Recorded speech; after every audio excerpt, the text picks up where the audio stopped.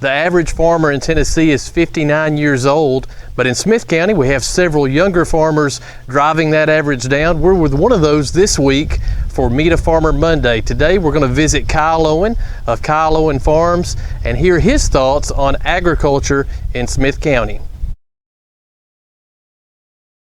My name is Kyle Owen. I'm from Carthage, Tennessee, and we farm about 4,000 acres of corn, wheat, soybeans, and tobacco.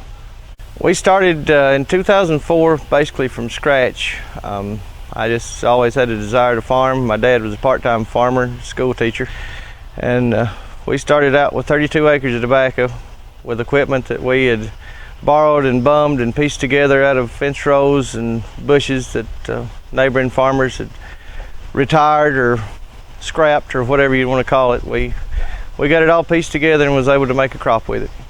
I would say the most challenging thing right now would be the labor situation. We just have a constant struggle finding farm labor, both full-time and part-time. It's never ending. It's a revolving door of employees in and out. Just nobody wants to put in the time and effort that it requires to do what we do.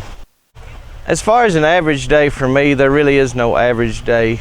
It can consist of anything from mechanicking to welding and fabrication, to driving a tractor all day, to moving things around, moving equipment,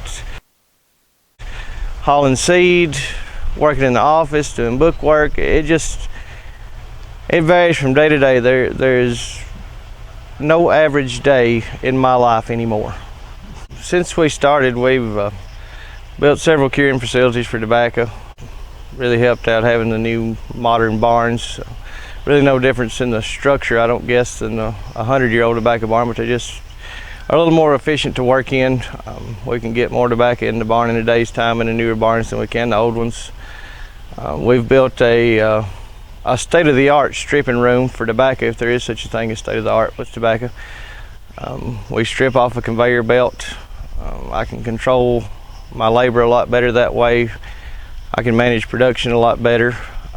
We've built almost 400,000 bushel of grain storage over the last several years. It really helps out on our marketing, helps out on our efficiency as far as harvest, getting the grain out of the field, cuts down on trucks and truck drivers, which goes back to the labor situation I mentioned. It's really hard to find truck drivers, especially seasonal truck drivers like we need. We try to operate as efficient as possible. We don't have near the help that we need here to operate the way we're operating, so we have to do things, we run large equipment just to cut down on manpower. We really push for efficiency every day. For a young person who's interested in getting involved in agriculture, it would definitely be a struggle now versus it was a struggle when I started as well, but it would be a struggle now. Financially, input costs have went up 30-40% from where they were when I started, and commodity prices have stayed the same or decreased since then.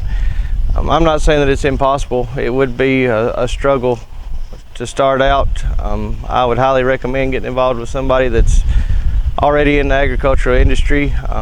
Maybe try to work with somebody for a few years and get involved with them. Maybe do a share crop situation, something like that, to sort of get your foot in the door and see if you're capable of being able to manage your own operation and handling the stress level involved. I enjoy what I do every day. I look forward to getting up every morning and going to work.